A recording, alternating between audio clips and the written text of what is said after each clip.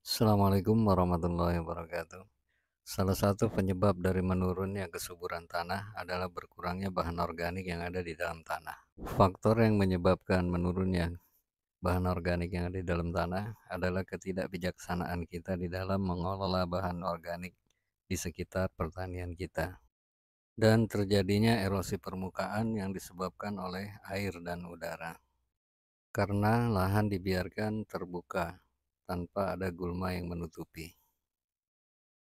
Tanah yang banyak mengandung bahan organik ini akan dapat menyimpan air dengan baik, karena di waktu hujan daya infiltrasi atau daya turunnya air dari permukaan tanah ke bawah ini akan lebih cepat.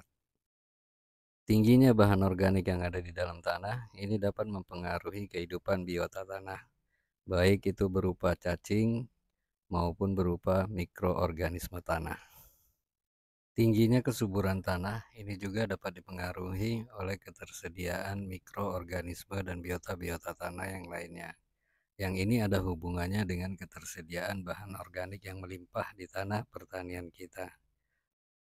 Maka harus ada upaya untuk mempertahankan keberlanjutan daripada bahan organik ini di lahan pertanian kita. Ini bertujuan untuk pertanian yang berkelanjutan. Salah satu strateginya adalah memanfaatkan kembali gulma sisa hasil pembersihan lahan untuk dijadikan bahan organik kesuburan tanah. Begitu juga nanti ketika kita panen, maka sisa-sisa dari sisa hasil panen ini akan lebih baik jika kita kembalikan lagi ke lahan dengan berbagai strategi maupun metode. Sambil berbudidaya tanaman, kita juga harus berupaya untuk meningkatkan dan menjaga kesuburan tanah. Tanah di lahan pertanian kita ini ibaratkan sebuah mesin produksi di suatu pabrik. Jika mesin produksi di suatu pabrik bermasalah, maka produksi pabrik itu pun pasti akan bermasalah. Mungkin ini jugalah yang terjadi pada lahan pertanian kita.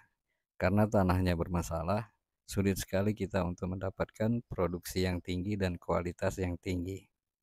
Dengan memanfaatkan bahan-bahan organik yang ada di sekitar lahan pertanian kita, baik itu berupa sisa pembersihan gulma di lahan maupun sisa hasil panen, dengan demikian maka biayanya tentunya sangat akan murah, sehingga dapat menekan biaya produksi.